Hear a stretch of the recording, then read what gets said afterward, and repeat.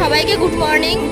আজকে হচ্ছে রথযাত্রা, তাই প্রথমে সবাইকে রথযাত্রা আন্তরিক প্রীতি ও শুভেচ্ছা জানিয়ে আজকে ভিডিওটা স্টার্ট করছি।